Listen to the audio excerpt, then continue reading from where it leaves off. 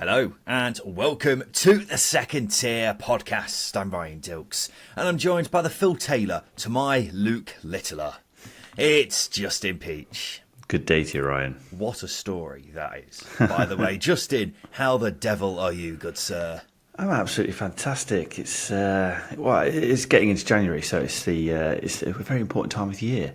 Very important time of year. Obviously, Christmas has been and gone, New Year's been and gone, and transfers are back, baby, and speculation is rife, and it just gets you excited, gets me out of bed in the morning.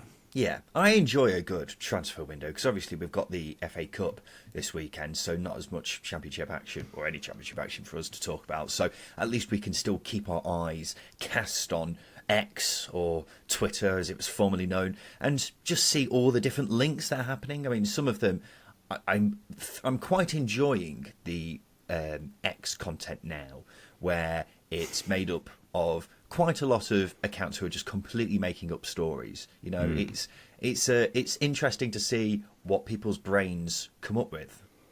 Yeah, it always fascinates me that people hang on to Twitter rumours more than anything. I mean, Nuno Espirito Santo to Stoke was a funny one just a couple of weeks ago. And there's one now, Justin, of Steve Cooper to Birmingham. It's just some apparent ITK accounts in the know accounts will make something up, and it's incredible how many people still believe these random accounts. But they get people into a frenzy, and then it just ramps up speculation. I mean, I've seen a couple of clubs in the past have to make statements or come out and say in the media that this isn't happening, whether it be a takeover, a managerial appointment, or a player signing. It's got to that point where random people on Twitter have that much power just by making stuff up. It is quite incredible, but I guess that's social media. I mean, that's how Donald Trump came into power, isn't it? Just by making random shit up. Don't open that can of worms, Jesus. But you're right. You are right. Like, people who are outside of the stratosphere on the Stoke side of things will not believe it, but a massive proportion of the Stoke fan base genuinely believed Nuno Espirito Santo was going to Stoke, even though no one official reported any links to that effect. So it's impressive how far these ITK accounts can, get with just making something up, and then how many people believe it. It's honestly astonishing. But if you want, reliable information, then of course the Second Tier Podcast is the place to go. When I say reliable, we're not the news people. We're taking what other people say and crediting them with that stuff. So, yeah, we'll leave that there. Welcome to the number one championship podcast, the Second Tier. Thank you for joining us wherever you are. Yeah, we're going to have a little look ahead to the January transfer window. Of course, the door has just opened, or the window has just opened. What kind of window are we picturing here? Just like someone has taken one of those shutter windows and just pushed it up? The thing is, my vision now is players walking, is trying to get through a window to their club. When it's just not possible. So if it's going to be a window, it's got to be a patio door. But who walks through a patio door to a training ground? See, I always picture just a hole in the wall kind of window when people are just walking up saying, I want to bid this much for Jed Wallace or something like that. And that's how it works. But obviously that's not the case, but that's how I've always pictured it. Anyway, we're here to talk about the January transfer window and what clubs need in this coming month. Of course, still very much up for grabs, many different positions in the division, so we'll go through that and have a little chit-chat about those different teams. And I thought we'd start off with a bit of a change of pace, Justin, and start off by talking about the playoff race, because at the time of recording, we've got just 7 points separating 5th place West Brom and 14th place Preston North End, so still all to play for there in that respect. Justin, out of the teams in the playoff race, whose business are you most intrigued to see this coming month? I'll ask how far down in the playoff race can I go for this question. Well, who do you think is actually realistically going to get in the playoffs, I suppose, is the main part of that question. Fair. Well, I mean, you could probably go down to Blackburn in terms of who can realistically get into the playoffs. I know they're 8 points off the top 6, but I mean, it's not that much of a gap. But if we're talking about teams that are in and around it right now, I think West Brom West Brom are a team that intrigue me a hell of a lot because they've got so many variables working with and against them. Obviously, Carlos Corberán's a fantastic manager to work for, and he's got a brilliant side of play that gets results, clean sheets.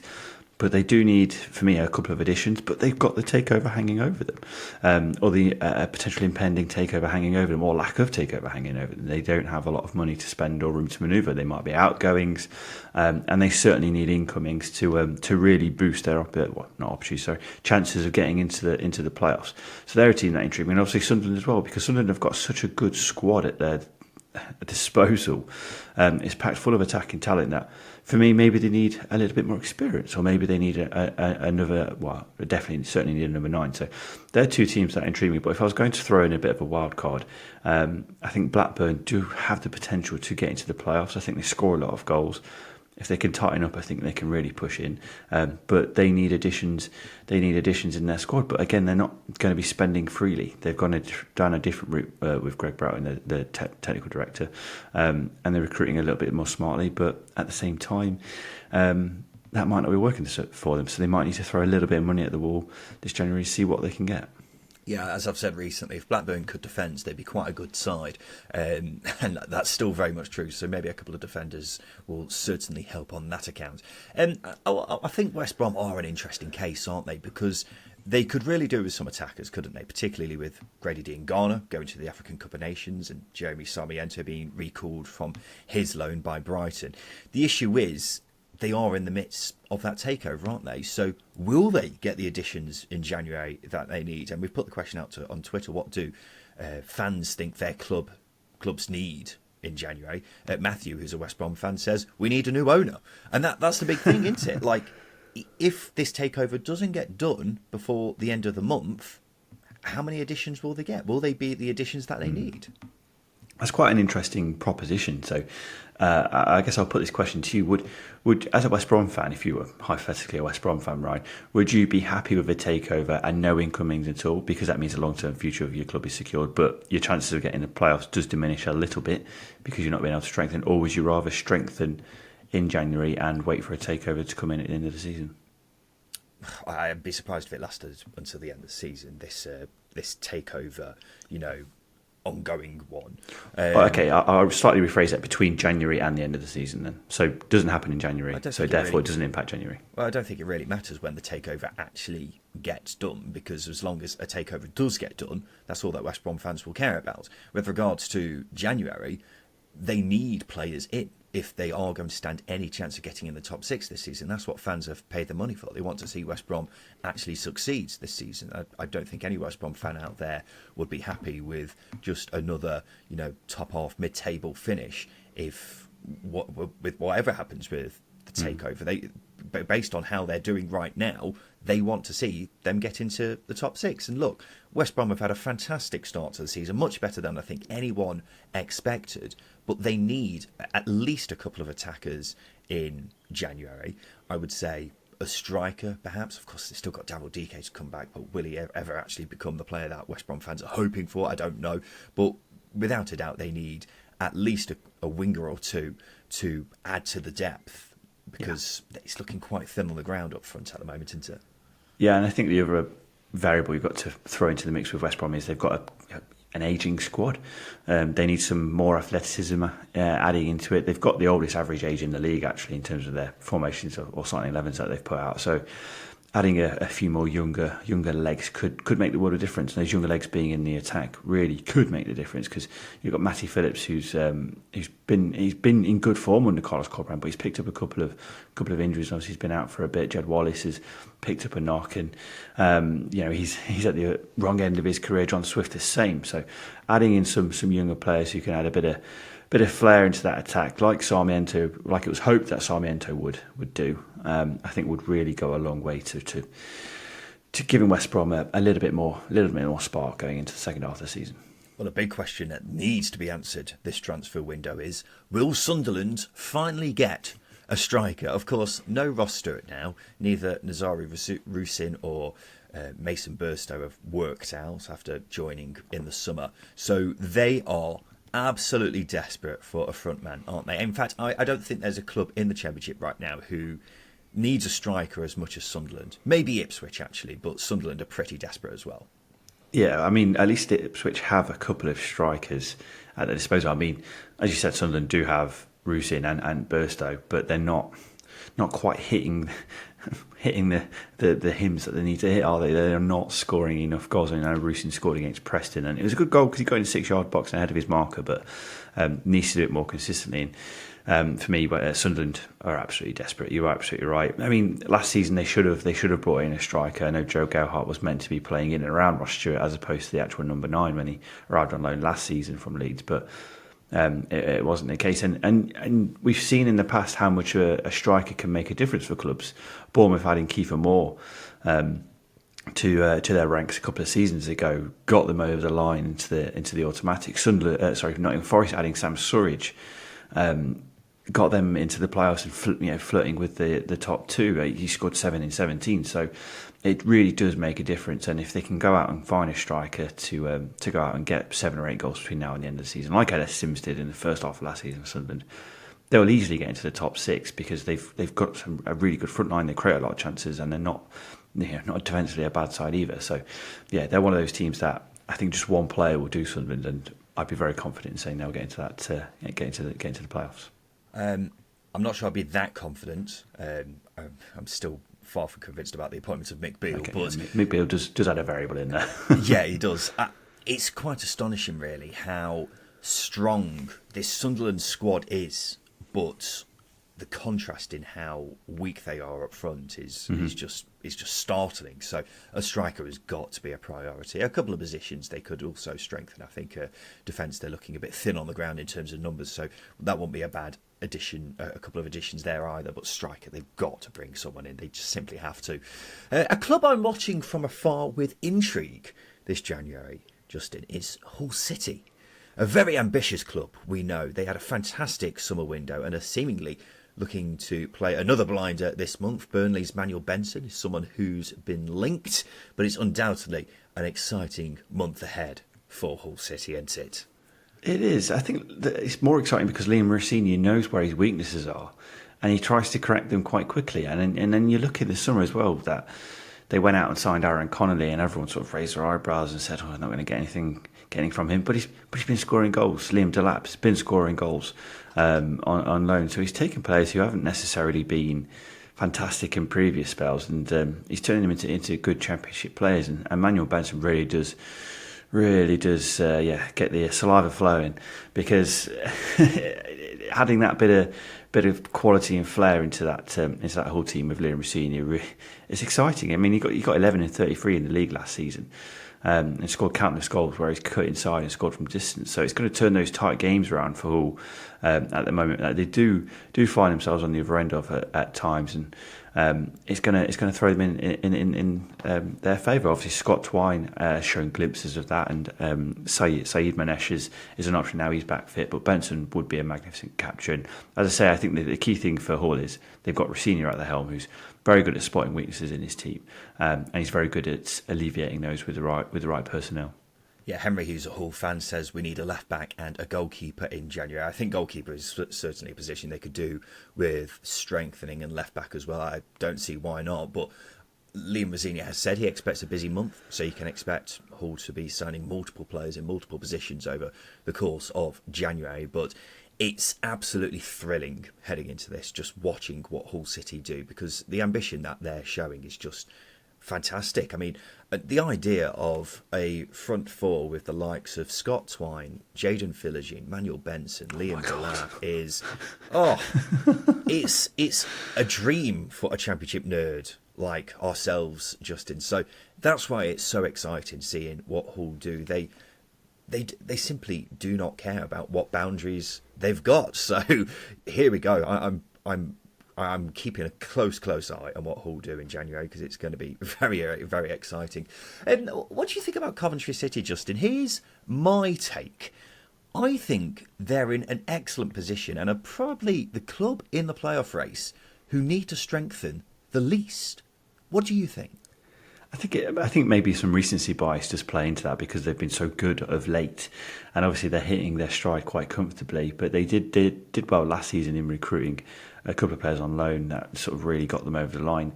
But yeah, I do agree. I honestly don't think Coventry need anybody. Maybe need another midfielder who brings a bit of spark into creatively. You're seeing Ayari hasn't really hit the heights this season on loan from Brighton. They probably maybe need some depth added in that department, but they've got Casey Palmer, they've got Callum O'Hare. They're playing a 4-2-3-1, so that creative demand isn't as needed as much as it probably has been. Josh Eccles, Ben Sheaf in midfield, and Jamie Allen as well. They've got good depth. They've recruited well in the summer, and I think it's slowly clicking together, which we're not yet seeing the best out of all of their summer captures, which I think is a good position to be in, because it means their January window can be a little bit quieter than the rest of the teams around them. So yeah, I do agree. Don't think they need anybody, which is a great place to be.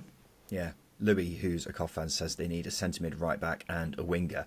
I don't think they really do need anyone, to be quite honest. I think the only position I'm looking at in that Cov team and thinking they probably could do with someone is another centre mid to play alongside Ben Sheaf, because Josh Eccles has had a pretty good season, in fairness to him, but I would still look at that position and think that's one that could be strengthened. Apart from that, Coventry are in a fantastic position just because everyone's hitting form. Of course, Ellis Sims still yet to find the goal-scoring touch that we were expecting when he first came in, but they spent a fair bit of money on him, so they've got to give him a chance. They can't just bring someone else in and cast him off onto the bench. So that squad is looking incredibly strong for the position that it's in, and that's why it's quite exciting, the position that Coventry in, not just because of their recent form, but because the squad is looking pretty good. I imagine Coventry fans will be out there saying, we want to sign players in January, and we won't be happy with just the squad staying as it is. But I'm looking at it as a neutral and saying that is a pretty strong squad as things stand. Maybe a bit of depth in places, but overall the first team is looking very, very good. The final team that we'll touch on with regards to the playoffs, Justin, is Middlesbrough. They're currently 12th, 4 points off the top 6, but they have been battered with injuries this season, and another club I'm very interested to see what they do in January and how much they do. I don't think they'll do much, I think they'll play it safe. Because spending big is pointless in January. You can really shaft yourself with some average talent for expensive costs, essentially. Maybe one or two loan additions. I mean, just look at the impact of, is it Jacob or Aaron Ramsey last season? I always get them mixed up. Aaron. You're making me think about it now. One of the Ramsey lads that isn't at Burnley on loan from Aston Villa last season. No, it is the one at Burnley. No, it is the one. Yeah, it's Aaron. I'm pretty sure it's Aaron. Absolute.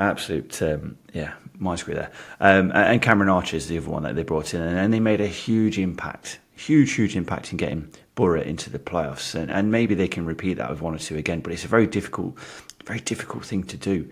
But I think they'll bide their time. I think Carrick will be understanding of the not financial position they're in, because we're in a good financial position, but they've got a good squad. So what's the point in going out and signing permanent signings? It's only going to be loan signings that come in for Middlesbrough for me. And as I say, I don't think they're going to go hell bent on adding 3 or 4. I think it'll be 1 or 2 that adds a little bit of depth. But they are light in areas. But essentially, if they do get players back, then that stress is alleviated for them. So yeah, they're a weird one, Middlesbrough, because just have no idea what they're going to do, because they've got a good squad, just all injured. Well, Carrick has already said any new players who they get in will have to fit in. He doesn't want to panic buy. He wants players who will be there beyond the end of the season, and that's completely understandable. If everyone in this Middlesbrough squad was fit, they would certainly be a lot closer to the top 6 and maybe even be in there quite comfortably. Liv, who's a Borough fan, says they need to strengthen up top and in defence because of injury, and that's it, isn't it? That's what we've got to keep in account. The injuries have really battered Middlesbrough, and it's about whether they want to have a short-term fix or not. And I don't think Carrick is particularly looking for any short-term fixes, because it depends how lucky they are with injuries in the second half of the season. But that's been one of the reasons why they have struggled at times in the first half of the season. But they're still 4 points off the top 6. January was huge for them last season, as you say, Justin, with Cameron Archer coming in, Aaron Ramsey coming in as well. So maybe a couple of loans will really help in places, but I struggle to see Middlesbrough going out there, breaking the bank on players and, just leaving themselves in financial turmoil, because I just don't think that's going to happen. But it will be quite interesting to see, as I say, how much they do and what they do in January, just because they could strengthen in quite a few areas, but a lot of it depends on fitness with the players who are out, doesn't it? Justin, let's take a quick break. After that, we'll have a look at the teams fighting over automatic promotion and those teams fighting to stay up. Welcome back to the Second Tier podcast. So we're going through Championship sides and talking about where they need to strengthen in January. And we'll talk about the automatic promotion race. We'll leave Leicester out of this particular conversation, Justin, because they don't need to strengthen, do they? Let's be quite honest. But out of the teams fighting over second place, who needs to strengthen the most in your eyes? Ipswich, Southampton or Leeds? I will mention Leeds because I don't think Leeds aren't my pick, by the way, but I will mention Leeds because I like we were discussing in our previous episode, I think they're desperate for a playmaker. I really do. I think they're desperate for a playmaker to unlock those really stubborn sides who do like to play a deep block and don't allow space in behind their back line for pacey attackers. So I think if they can bring in a playmaker, I think that will really help them flirt more often with the top two because they've dropped away quite significantly. But the team that I'm going to pick is Ipswich. I think it's a very obvious one. George Hurst being injured is a massive issue for Ipswich because he's a player that knits their attack together. He likes to play with his back to goal, and I don't think Freddie Ladapo really brings that as with as much quality and physicality as George Hurst does. And as well as that, I think it's quite important. I feel they lack an accomplished, experienced centre-back. I'm going to use Nottingham Forest as an example again. They brought in Steve Cook when they went up under Steve Cooper. And that really helped them because Joe Worrell and Scott McKenna either side. It was a good back line anyway. But Steve Cook came in and added a lot of know-how, added a lot of experience. And it does help. And I think that they make a lot of mistakes at the back, some naive decision-making sometimes, some petty fouls that get given away, and I really do think that will help Ipswich get themselves into top two. And I do think McKenna might have one eye on that, to be honest with you.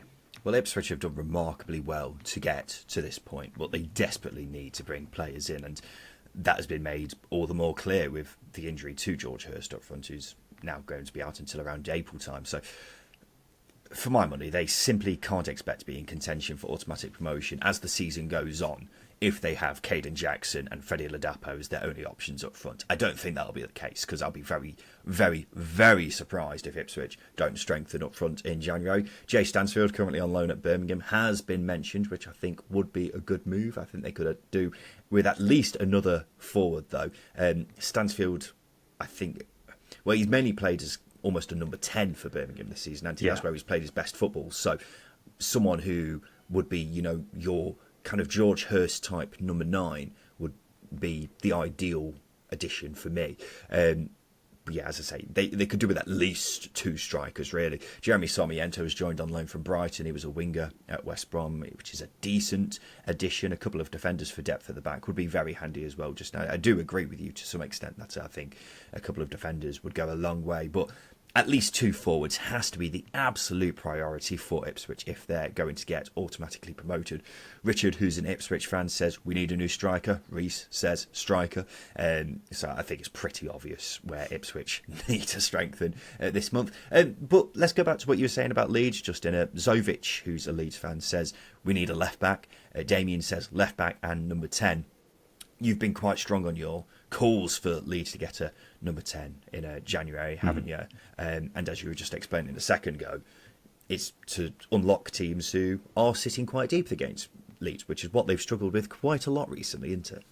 Yeah, and it is a Daniel Farker thing as well. As we were debating quite extensively in our previous episode, it's a very good debate. Do encourage people to listen to it. Daniel Farker he has to find a way to unlock those teams, and he has to be doing better because he's got a lot of quality at his disposal already. But the profile of player that he's got, they're all quite similar. They're all quite quick. They all like to exploit space in behind behind defences, and unfortunately, Leeds aren't going to get a lot of that because the blueprint to get a result against Leeds has been set by other teams.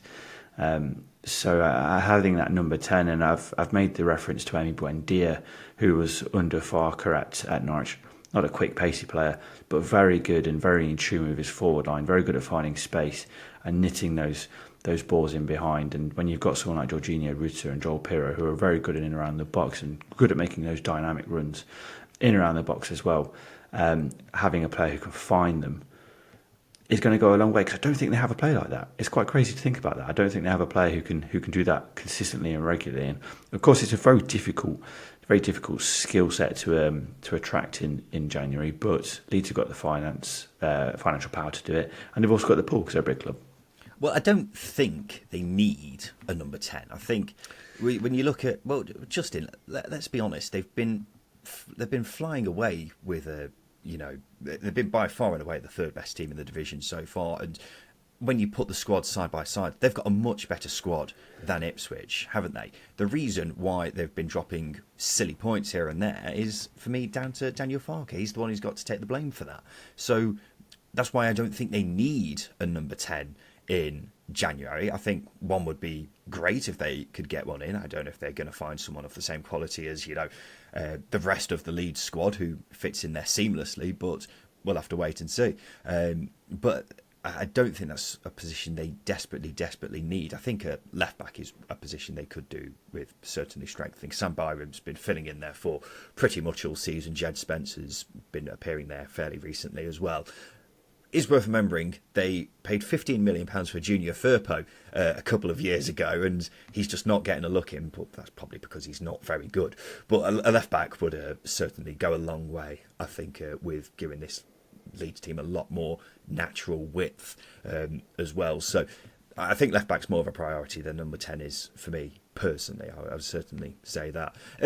Quick word on Southampton. Saints Statistics says we need a right winger that isn't Rishi Sunak, and Richard says we need a striker. Is there a position in particular where you look at with Southampton and think that's got to be the absolute priority for them?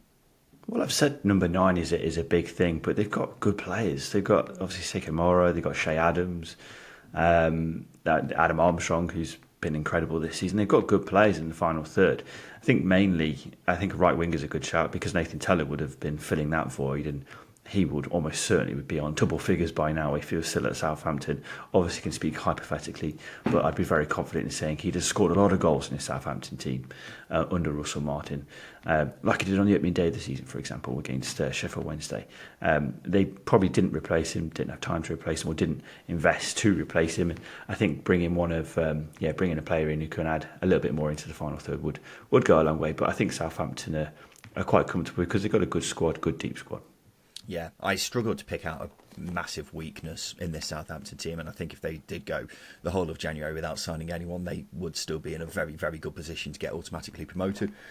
If you're going to push me for a position, I probably would say right wing. I think, a lot of the options they have on the right wing, none of them have really pulled up the trees that people were possibly expecting at the start of the season. So that's the one position I would say. As I say, plenty of options there, but they haven't nailed down. No one's particularly nailed down that position, have they? So that's the one that would stand out for me. I think it would be a bit more interesting to see who goes out the door in January for Southampton, because I think a few players will be possibly on their way out. Let's go to the other end of the table, Justin. We've seemingly got 4 teams in the battle to stay up: Rotherham, QPR, Sheffield Wednesday and Huddersfield. Now, we both agree they all badly need to strengthen, some more than others. Who needs to do it the most? I'll add in the caveat here that I think we both agree Rotherham need to strengthen the most, but would we both say the amount of strengthening they need to do to keep them up is a bit unrealistic for a January transfer window? But yeah, you would. I mean, they had a good January last season, didn't they? They signed really well. Sean Morrison, Leo Hjelde came in, Jordan Hugel. They signed really, really well, but they've got to have another January transfer window like that. It's a difficult thing to do twice in a row, and it does highlight some issues you've got in your recruitment team if you've got to do it two windows in a row. One point I will mention is I think Birmingham have made the first move to get themselves out of that category of the bottom 4 by sacking Wayne Rooney. So the best January they could possibly have. Exactly. Well, it is. It absolutely is. So I think Birmingham have done the best business so far in the entire league. But the team that I would push on is Huddersfield. They desperately need bodies.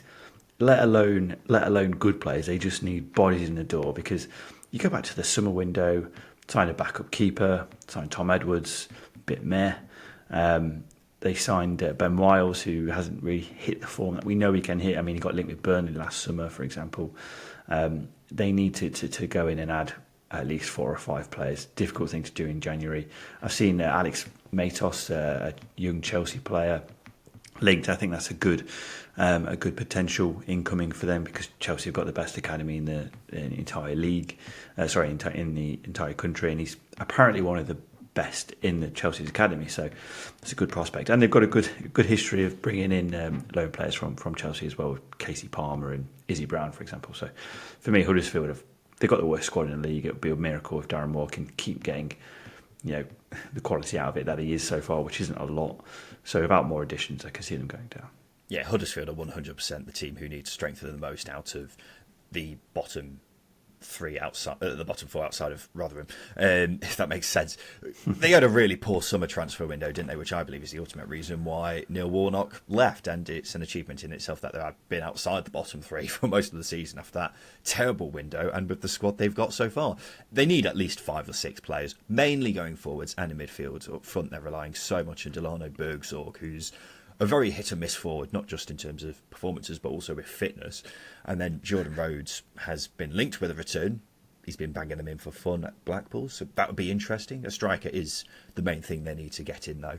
They could really do with a bit of everything in January, really, though, to improve quality and depth, chance creation. They need to improve, as you say, Justin. Alex Matos, seemingly on his way on loan from Chelsea. He's been on the bench for a lot of them in the Premier League, so seems very highly rated there. So that's quite exciting. But if the owners don't back Darren Moore this January, their decision to invest in the club is going to look like a bad one, considering they only took over in June. And if the club get relegated in their first full season of this new ownership, then that's going to be fairly disastrous, isn't it? Where do QPR have to strengthen, Justin? I feel like they need a striker. Lyndon Dykes doesn't quite do it for me. Neither does Sinclair Armstrong consistently. I think he's a good player with a lot of energy, but he's still quite raw, isn't he? Still quite young. I think it's worth pointing out that they probably need a centre half. The amount of goals they concede from set pieces is horrific, which is quite a surprise, because they've got some good head it and kick it defenders, but they're not heading and kicking it often enough to be really basic with my analysis of QPR. So I do feel that they need a striker, they need a centre half. They're the two main players, or main profile players they need to bring in, because they've got Elias Chair, Chris Willett, they're good players. Sam Field's a very good player when he's in form. They do have good bones, it's just not enough meat on them. Yeah, QPR have got to improve going forwards. Kurt says they need to strengthen everywhere. Robin says QPR need to employ someone who can release the players from the comatose states they've been in since November 2022.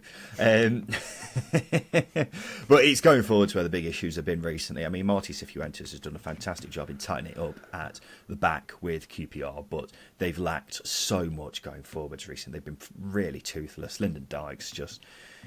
It's been a long time since we've ever seen Lyndon Dykes show any sort of form. Have we ever seen him show any sort of form? It is a very fair point. He's such a player. He's a player that confuses me so much, because he scores goals, but every now and then, no idea what he does outside of it. Yeah, every now and then he falls apart. And I think supply line as well is the other thing, because of course Elias Chair, Chris Willock, fantastic players on their day, but their days are very hit and miss in this QPR team. A lot of it depends on how much form this QPR team has, and Paul Smith hasn't really pulled a penny tree since joining in the summer either. So a decent winger and a good striker would be the position they've got to strengthen for me in January. The final team we'll touch on, Justin, is Sheffield Wednesday. With their big upturn in form, it's a bit more difficult to identify particular areas where they need to strengthen, because it's all going very well, isn't it? I think the obvious answer, though, is attack. Bailey Cadamarteri has started a lot of games recently, and it's a lot to ask for an 18-year-old to keep doing that for the final 20 games. So I would say a striker, but I think the supply line could do with improving too. So another winger, perhaps. I think they're quite solid defensively all of a sudden, particularly recently. However, I don't think it'd be a bad thing to strengthen there either. Yeah, there's a bit of a weird one Wednesday, mainly because they have been doing so well, so it's quite hard to pick out weaknesses, because they've been in a great run of form under Danny Rule. But you are right. I think it'd be a case of just adding depth and maybe some youth and legs into that team. It depends how Danny Rule wants to go about it. Does he want to bring in a couple of his own players and see what happens, or does he want to keep the group as similar and compact as it is now? Because they've been on a high, been riding a high, and we know from last season that when they're a together group. So when they get going, they are a very good group to have. So yeah, it just depends where Danny Rule wants to go. I think adding a little bit more energy in midfield would go a long way. Whether that be adding a bit more pace in attack, or good box to box midfielder in centrally George Byers, Will Vaulks. They're players that are there now, but are they of a consistent championship quality remains to be seen. So yeah, I think Danny Rule's in a nice healthy position because they have got a better squad than maybe we gave him credit for, and he's seeing that now with the form that they've got. But everyone could do with new players. Yeah, well, John Buckley, who's obviously a midfield option, they signed in the summer. He's gone back to Blackburn. He's been recalled from his loan. Jeff Hendrick, another player they signed in January in the summer in midfield, has basically disappeared off the face of the earth. So they maybe could do with a couple of midfielders just to give themselves a bit more depth there, I suppose. Justin, now it's time for this. Scott High or Ryan Lowe? Neil Best is fucking shit, mate. Yes, it's time for Scott High or Ryan Low. This is the game where we have to rank 4 things from highest to lowest. It's as simple as that. There's 3 questions, and this week I'll be providing the questions for Justin. Are you ready, Peachy? Yeah, it's been a while. It has been a while. So the first question, Justin, is this. As we all know, poor Wayne Rooney was finally given the boot from Birmingham this week. It's been a pretty torrid 2023 for England's golden generation in management. So I want you to rank for me these 4 managerial reigns by win percentage. They are, you got to pay attention here, Steven Gerrard at Aston Villa, Frank Lampard at Everton, Wayne Rooney at Derby County, Phil Neville at Inter Miami. Not sure if Phil Neville is part of the golden generation, but he is for this particular question. It's a stretch, isn't it? It is a bit. I mean, he was in some of their squads, so we can class him. We can certainly class him. Just for a dude, have you seen the video of Kai Rooney ranting about the Birmingham City squad? Of course I have, Justin. Yes. It's superb stuff. It's a golden clip that did make me laugh. But back to the quiz. I'm going to go with, am I ranking highest win percentage to the lowest? Yes. Okay, so I'm going to go with Steven Gerrard at Villa, then Wayne Rooney at Derby, then Frank Lampard at Everton, then Phil Neville at Inter Miami, because they were shocking. Not as shocking as you think, Justin. Really? In fact, you've pretty much nailed it, apart from you've massively underestimated the power of Fizzer. Phil Neville at Inter Miami was top, with a win percentage of 39%. Steven Gerrard at Villa, 33%. Rooney at Derby, 28%. Frank Lampard at Everton, 27%. Wow. I genuinely thought they were absolutely hopeless under Phil Neville, and he just argued with the media all the time. Yeah. Good stuff, though. Good content, and that's the main thing that we got from that. Absolutely. Of course, the African Cup of Nations gets underway soon, Justin. Plenty of championship players will be making the trip for the competition, but can you rank these 4 championship clubs on who will be losing the most players to the tournament this month? Those clubs are Leeds United, Leicester City, Southampton, West Bromwich Albion. That's a tricky one. Leicester have been in the forefront of my mind for a while, so I'm going to go with Leicester top. Then I'll go with Southampton, then Leeds, then who's the other team? West Brom. Then West Brom. Sticking with that? Yeah. Again, you've pretty much got it right, but you got one wrong, one in the wrong position, and that was West Brom. Leicester were the top team. You're right with that. They've got 3 going: Patson Daka, Kelechi Iheanacho and Wilfred Ndidi. West Brom were seconds. They've got 2 players going: Grady Diangana and Semi Ajayi. Southampton have only got 1 player going. Joe Aribo is the one who's going. Kamaldeen Sulemana was on the shortlist for Ghana, but was missed out through injury. And Leeds don't have any African players, so it was always going to be a struggle to send any players to the tournament.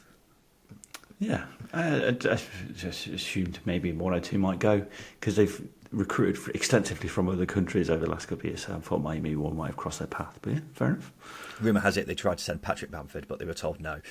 Finally, sticking with the theme of Africa, Justin, these are the 4 African countries with the biggest populations.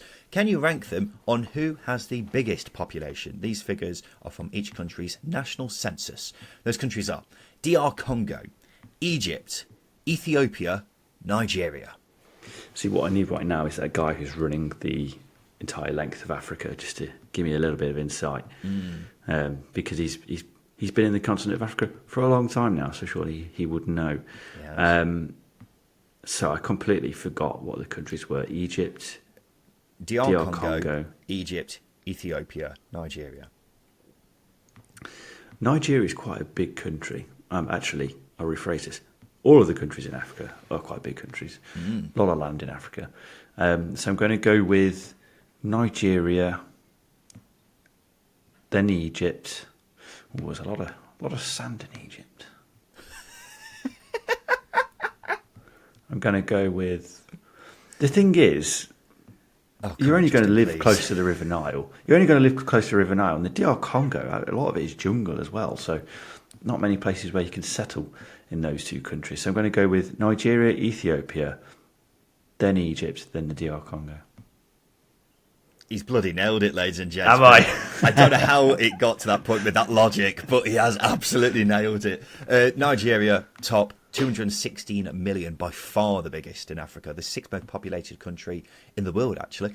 Ethiopia, second, 107 million. Egypt, 104 million. DR Congo, 95 million. I can't believe you got that right just now. I gave you no chance before that question, and even more so as you're explaining it. Maybe I should class myself as a geographical and socio-economic expert as opposed to a football championship expert. I'm not sure about that. But there you go, ladies and gentlemen. That's been Scott Hire and Ryan Lowe. And this has been the Second Tier Podcast. We'll next be back on Sunday. Of course, it's the FA Cup this weekend, so no championship action for us to mull over. So instead, we've got a special Second Tier Meets episode. And it's a big one, ladies and gentlemen. It's with a manager who has managed in the Championship this season, and you know what, I'd go as far to say is one of the most recognisable managers at this level. It's a brilliant guest, and we're very excited for you to hear it. Justin, why are you pulling that face? Is it Wayne Rooney? No, it's not Wayne Rooney. I'm not sure he would come on, considering some of the stick we've given him recently. But there you go. This has been the Second Tier Podcast. We'll be back again on Sunday. I've been Ryan Dilks. I've been Justin Peach. And a big thank you for listening.